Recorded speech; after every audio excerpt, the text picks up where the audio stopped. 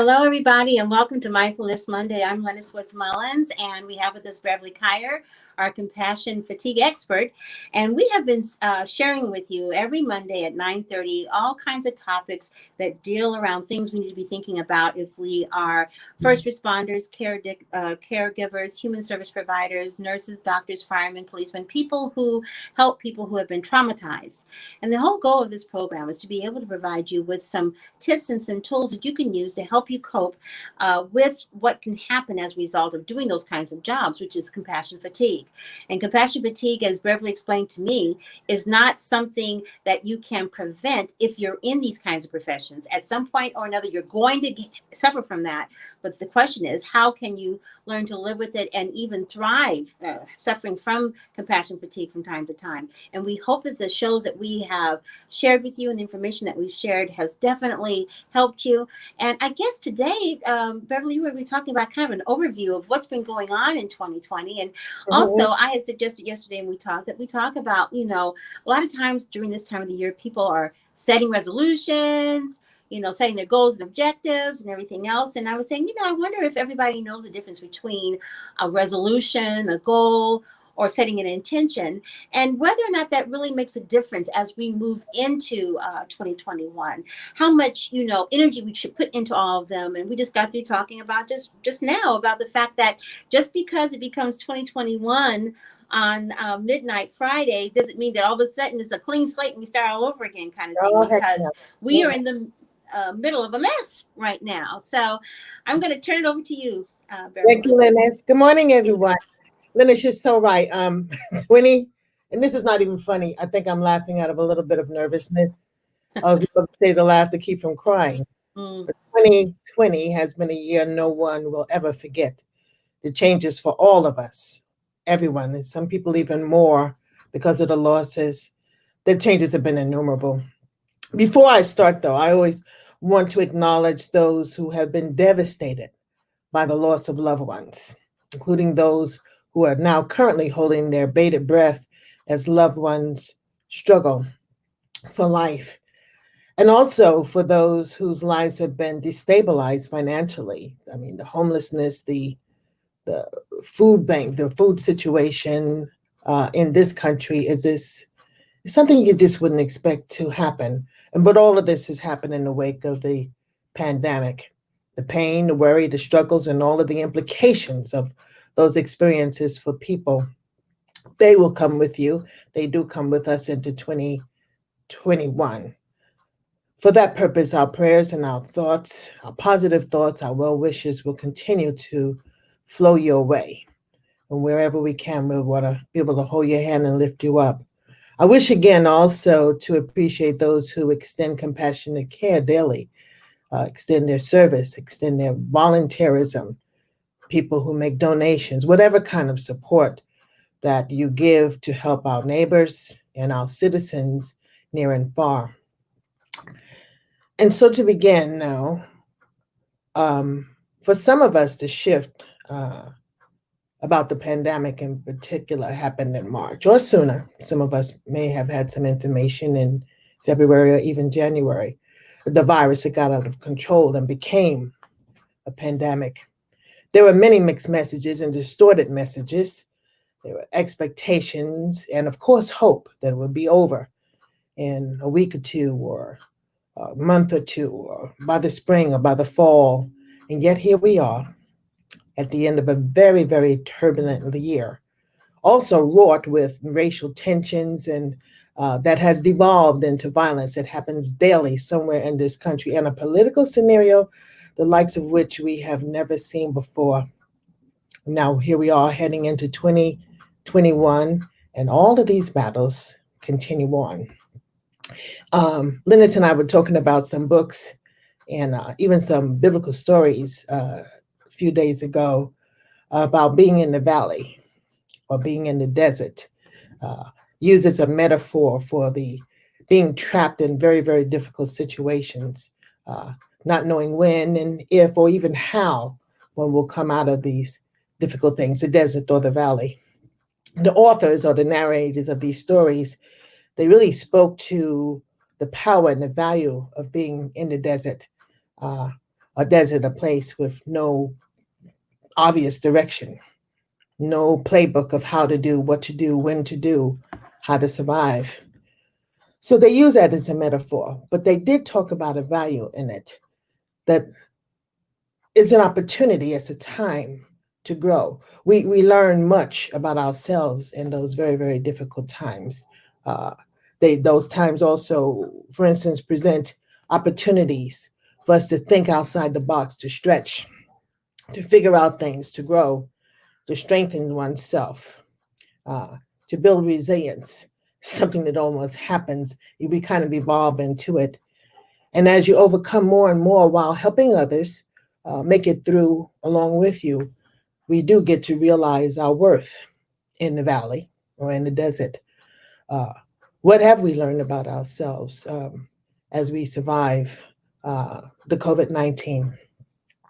We've learned that we have the capacity to choose to have courageous conversations about the racial climate in the country, who we can talk to and who we cannot talk to. Beyond that, when we think about the illness itself and the spread and the unknown, uh, we can stop and think that how much, to what extent, we've gotten back to basics. I certainly have taken stock about things I need, things I could live without, things I could do without. Um, but I've gotten back to basics. We realize and we can pinpoint what's really, really important about life. Because when things are moved away, you take a stock, you take inventory of what do you still have, and you resume a level of importance.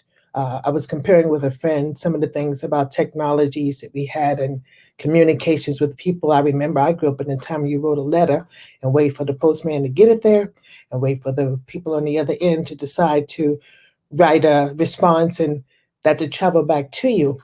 But we got used to this fast automatic thing. But is it the most important thing in the world? No, not necessarily. But that's a little bit about pinpointing what's important.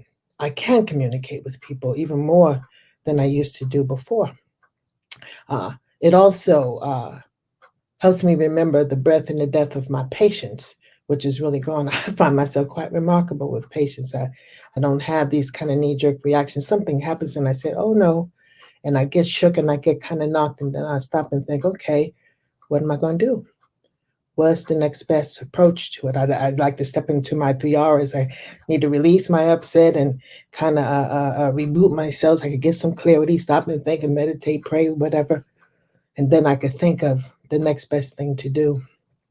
Uh, in addition to my patience, how I can think of a myriad of things and people that I am grateful for, to have, the support that we have, the people we could talk to, the people we get to help. These are some of the things I'm grateful for. I'm grateful that as much as I feel so deeply about people who have lost various things, they can't necessarily work. Uh, People who really, really need to be out, but they can't be out. Um, I'm not struggling in some of those things, and I feel grateful for. But that same kind of gratitude, it lifts me to want to help where other people struggle in the things that I'm more fortunate to have. So, what do we take into 2021?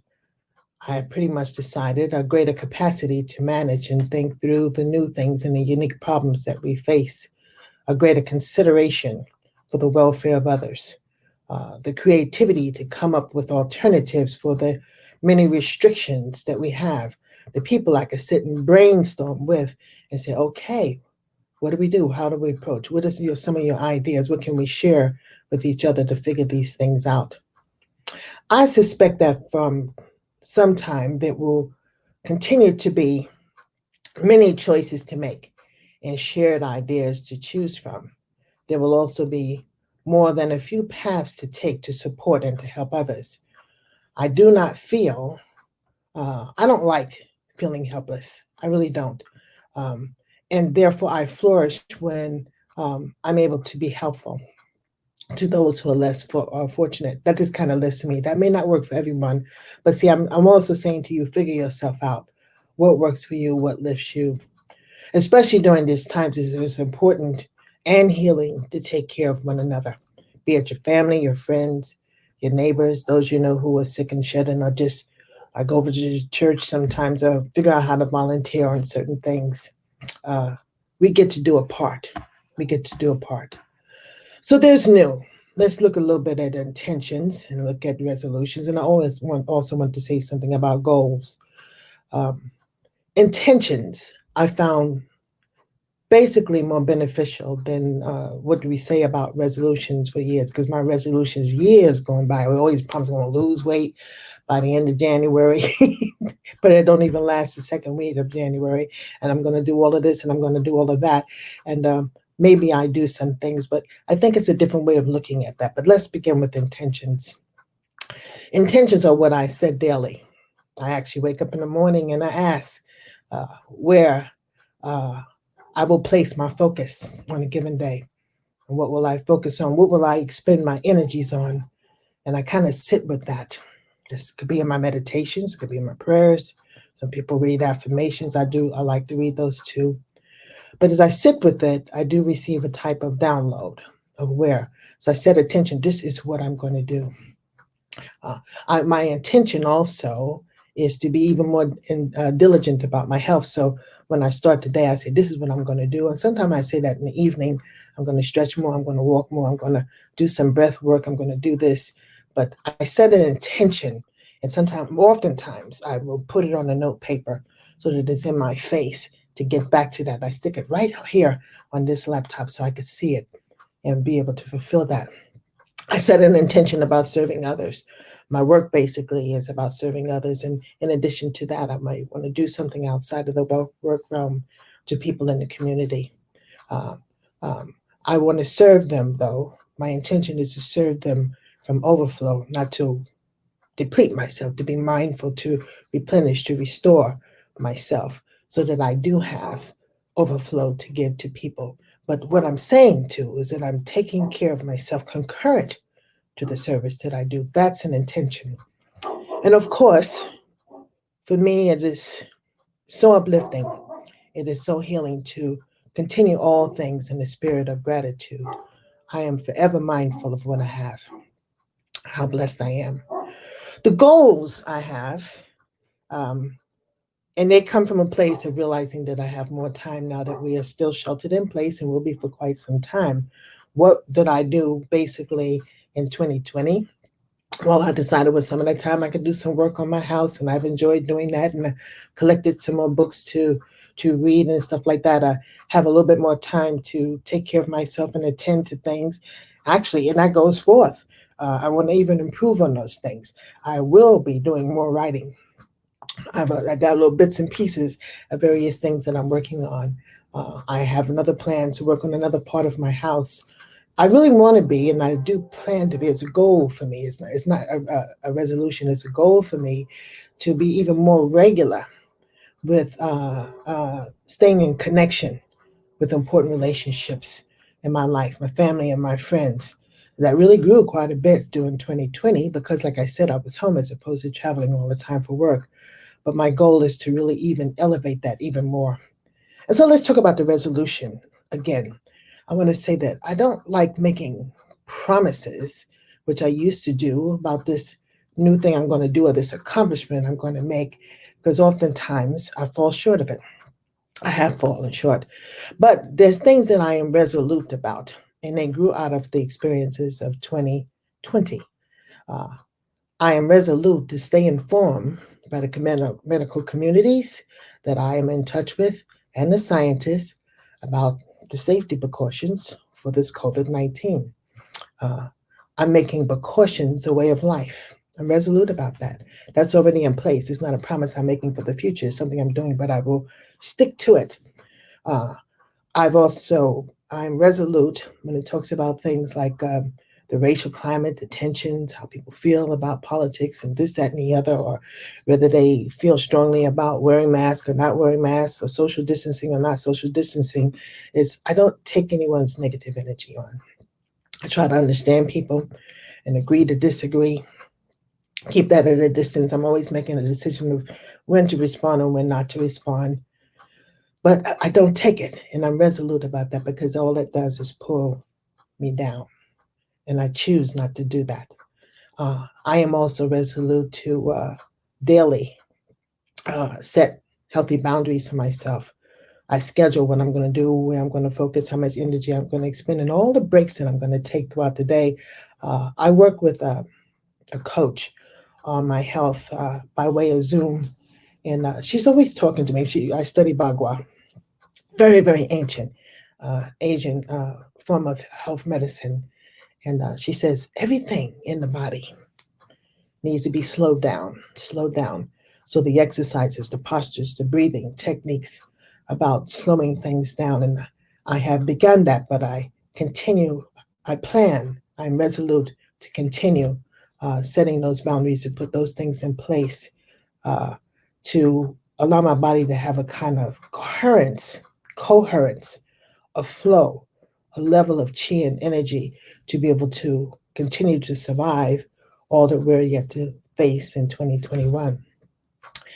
And I want to always keep and plan to always keep protecting my peace. I set the time limit on that.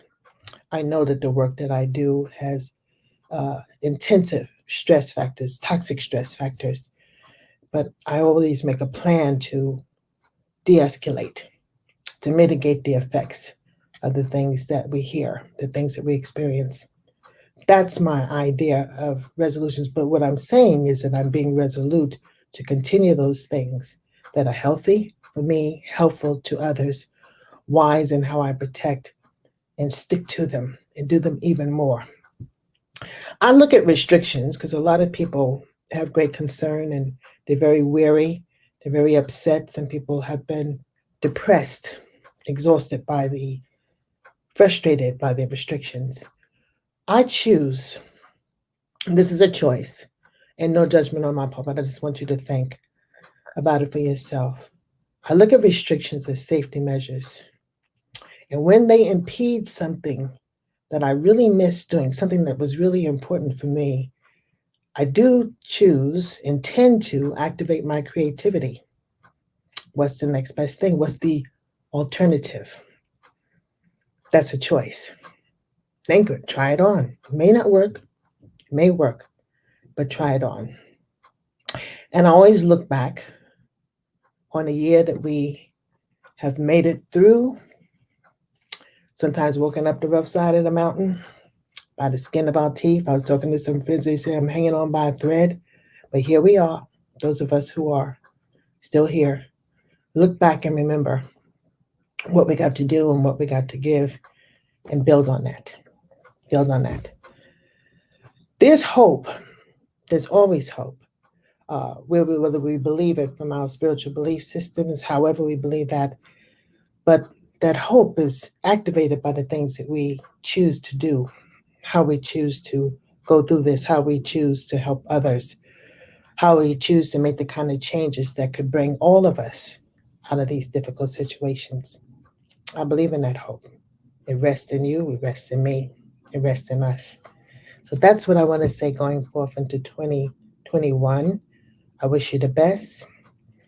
I wish you recovery. I wish you sustainment. I wish you joy. I wish you peace. I wish you be fully aware of the love of others, near and far, that surround you. So happy New Year. Lennis? Yes. Hi. Can you hear me? Oh, okay. I'm not on mute. You know, as I was listening to you, I was struck by one thing in particular, and that is how, in many ways, what we have all been through as a country has really, I think, had a tendency to bring more people together Mm-hmm. than it has to pull them apart. At least that's what I choose to focus on. Mm-hmm. So much of how we encode the world these days is really based upon a choice. Mm-hmm. We could choose to be angry, and Lord knows we certainly have a lot of reasons A to lot of be reasons. angry, and a lot of reasons to be disappointed, a lot of reasons to feel grief and hurt. And I certainly don't want to minimize the grief and hurt, I and want, or the anger. I want people to always acknowledge it.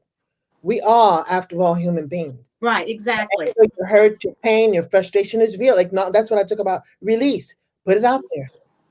Hmm. Only then can you do something about it. Right. After you release it, then what? Reboot. What's the healthy thing to do? And for me, the healthy thing to do is to move forward. Yeah. Um, 2020 was definitely full of disappointments. And I Mm, really had some financial challenges as a result of those disappointments. But I always say, and I don't say this, I don't take it lightly, but it gives me comfort. God knows my heart. He knows I'm doing the best that I can. And that mm, may fall short of other people's expectations. But He knows what I'm working with. And He mm, knows, how I'm prioritizing trying to do the right thing. And I think that most people do try to do the right thing. And we mhm, should take comfort in that you do try to. And sometimes you'll fall short. And more than a few times, you'll disappoint folks. But to take that and internalize it and turn it around in such a way where you begin beating up on yourself is not constructive, and mhm, it's not healthy. And mhm, especially as caregivers or people who help others who've been traumatized, you don't want to re-traumatize yourself by replaying the times when you've disappointed others or where you fell short. Instead, you want to begin to teach yourself how to focus on what is working, mhm. what did go well. I Because try to think of many things did, and I right. want people to work on. We tend to minimize the things that work. They may not have been big enough in our eyes, our mind's eye, because we really, really, really, really want to help and make a major difference. Right. Don't minimize it. Every little act of kindness, every effort, every intention, even an apology says, "I wish I could have made this happen different. I could have done." It's something of a gift to people to know that you care. Hmm. It'll be easy. I want to hear from you though, Linda, since I know people didn't have opportunity to talk time in about what do you think about the intentions and the resolutions? Yeah. What is the difference? A year or so ago, I did a show with three of my good friends about kind of this topic about the difference between setting an intention. Setting a resolution or doing a resolution and goals. And it was very interesting what came out of that conversation because they are different. Yeah. Resolutions have a tendency to be things that you promise yourself you're going to do this, you promise yourself you're not going to do that, Mhm. as you say. And I was reading yesterday that something like 85% of the people who do resolutions by February, they've They already, go, they go, right, they go. you know, and then intentions are basically, for me anyway, setting, for the day or the week, whatever, how you want to go about doing a certain thing, how you want to go about being. Yeah. It's not necessarily a task. It might be today I'm going to have peace, or my intention today is to stay optimistic or positive, or maybe my intention today is to, get everything done on my to-do list. And if I don't, that's okay. You can set those kinds of intentions, at least from my perspective. And a goal is just kind of like my to-do list. And these are the goals that I have for today, or the goals that I have for the year, or whatever. So they Mhm. all kind of have their place. But I really like the idea of setting intentions and having those intentions lead you to your goals. And the resolution piece for me is just another reason to beat up on myself. So I don't do them. I was just laughing at myself because I can remember, and not too far in the past, I always used to make these resolutions because weight has been an issue for me for decades about losing this weight and being on this diet, which I would write out before, the 31st of December. And I get on the scale, which is a bad habit, every morning. And the minute that scale show up wrong, I go downstairs and make a grilled cheese sandwich. It's over. It's over. What the heck, right? So stop making those promises. But I see something you kept saying. The difference to me with the intention, why I find it more beneficial, is not something you make a plan that you're going to get this accomplished by this time. It's a daily thing. When you consider all the changes that happened to us during this COVID, every day there's something new, whether you're home with the kids or that they're in the school site or on site at work or not on site, somebody's sick, you got to get here, you got to do the changes, the information is changing every day. Therefore, to set an intention each day to acknowledge and address the new thing that's come up for you, the new confusion, the new unanswered question is important. We could work with that as opposed to have something lofty in the distance. You put that on a date book. But what am I going to do today based on the information that I got today or the information I got last night? Well, how am I going to focus? What am I going to address? It just makes better sense. It makes better sense. It takes away the disappointment and say, okay, what's next? Right, exactly. You know, I one of my favorite intentions that I like to set in the course of my week or my day is to remember and to read my I am statements sometime during the day. My Yeah. I am statements are who I feel God says that I am or who I want to be, you know, Mhm, or in some cases who I am, although there's a lot more I want to be than who I actually am on my list. But mhm, when I do that, I begin to think, okay, great. I am doing these things, or I am working on these things. I am a work in progress. Not everything is falling down around me. There are some constructive things. And when I take a look at, you know, all the things that went on this year, my hope and my prayer is that people can look back on this year and be able to see those some of those things that brought them joy, some mhm, things that happened to them that were positive, some mhm, aha moments that they had, some mhm, unexpected blessings that came their way. mhm. Instead of, you know, continuing to repeat all the negative stuff, not that we want to minimize it, but as much as we talk about all the horrible things that have happened, we also need to talk about some of the good things that have happened as well. And celebrate yourself that you figured it out, Yes. that you made it through, that you came up with some new plans and some new decisions, how you kept people safe, you managed all those things, you multitask. Mhm. Appreciate yourself for those things that you were able to accomplish. Um, Celebrate it. And you Celebrate. know what? It's interesting because when we do that, maybe it helps a little bit with the fear factor. Mhm. Because for me, someone who used to suffer really badly with anxiety, sometimes I feed into those bad habits of being anxious about something, being anxious because of bad news that might be on the other side of that phone call or in the mailbox or whatever. And then I have to remind myself, well, what's the worst that can happen as a result of getting this news? And But then what once I can face happen it that I and can't figure out? What can happen that I can't manage? right, exactly. On our Facebook, we Exactly. think that all things are possible. Well, they are somehow. And if I don't know, I know to get on the phone and call you and certain other people in my life and say, "This Mhm. happened. Okay, Right. help me out." Because right now I'm like, yeah, Well, I'm having right. a brain You know, fog. talking about it and getting it out of your head Mm, really helps minimize the control that mhm, you have, that it has over you.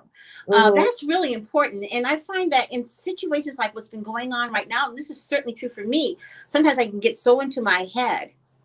So mhm, finally, I'll pick up that phone and call someone. They're like, Linus, you know, it's really not that bad. But in my head, it's like, whoa, you know, overwhelming, and there's no way out. But in reality, the fact that there is a way out, and let's face it, if you're sitting here listening to this, whether it's, you know, live today on Facebook or later on the YouTube channel or on LinkedIn or Instagram, wherever you find us, you really have succeeded because you're still here. yeah, Everything has worked out for you. You're still here. mhm, And I mean, that may sound basic, but it's true. mhm. And sometimes we do. And we talk about going back to basics. That's a basic. You're still It's a here. basic. It's a basic. Part of Mhm. the basic I want to say in conclusion is I remember a time I grew up in the 50s. Obviously, it was still growing up in the 60s. And we had a level of humility, that says you don't get to control everything. You don't get to control much of nothing. And when you hit the wall, ask for help. Ask somebody else, what do you think? What are your thoughts? I told my children when they grew up and became young adults, I said, this bounce things off with somebody. Don't always have to be me, but have that humility to say, I can't kind of figure this out and I need some ideas. I do that all the time. As much as I'm an author about some things, I'm always asking people, what do you think? How do you do it? And now more than ever, we need a collective of shared thoughts and ideas to help each other through what's coming in 2021. Well, yeah, there's definitely a reason why we don't live on an island isolated with no people. There is a divine plan with this, and part of that is to be able to count on one another and to be able to share with one another and to give each other grace. That Mhm. is so important because I really do believe that people are doing the best they can I in did. these extraordinary circumstances that there's no way in the world they could have predicted, and giving each other grace and extending a little bit of kindness. One thing I've noticed since I've been out and about, I didn't get out that much during the holiday season, but when I did, like to the grocery store, that kind of thing, people were really extending themselves to be kind, all the way to we were walking into the store, we were putting on our mask, and a lady was walking. passed us. And I guess she had taken her mask off, so she walked in and she said, "Oh, I'm sorry." And she put her mask back on. I didn't even really notice it, but she noticed us putting our mask on. And so she was just, extending a kindness because she had taken her mask off. And of course, I didn't think there was anything wrong with her taking the mask off as she was walking out, but I understand she was trying to show that she's trying to be considerate to others. And I've seen other things like that. Like I was standing in line waiting to go into a store. Now that's how it is in California. You got to stand in line to go into a store. And I was standing in line. I was kind of looking around, and the lady, we all have masks on, so you can't see their faces, but you can see their eyes. And she was smiling at me with her eyes, and her eyes were like smiling. She's like, this is the way it is. And I said, "Hi, how are you?" And she said, "I'm fine." Instead of just standing there and staring straight ahead, and not everybody was trying to find something nice and kind to say to one another. And I think that goes a long way towards taking the energy out of the negativity that some of us are experiencing right now. I certainly do believe that positive energy is much more powerful than all the negativity. Well, that's it for today. And in conclusion of what Linus said, let's continue to be unified and helpful in any way that we can and show acts of kindness. Smile Yes. even when you see somebody looking grumpy, like they're about to get snappy. Good Don't morning. get snappy back. Yeah. Don't get snappy back. That's on Yeah. her. Love does conquer all. So Absolutely. this is it Beverly, for thank the you. year. And I'll Yes. see you guys next year in In 2021. 2021. And Yes. please send in some ideas or talking Ideas of points what, that you want right. to That hear. was exactly. Go to the wellnessreset.net. You can send Beverly a note or a message and let her know some of the topics that you would like to see us talk about when it comes to ways that we can survive that feeling of being burnt out, overwhelmed, stressed out, anxious, depressed, and just plain bleh, you know, as a person that's working with people who have been traumatized. Our goal is to help you not feel like you're alone, that there are some answers and some tips, tools, and techniques that you can use to still be able to have a life that has some joy, even in the midst of chaotic times. Thanks so much for listening. Happy New Year. Happy 2021. And Beverly, thank you so much for all that you do for all of those out there who care for Thank others. you. Thank you. So stay safe and stay well. And God bless Stay everyone. safe, everybody. Bye bye.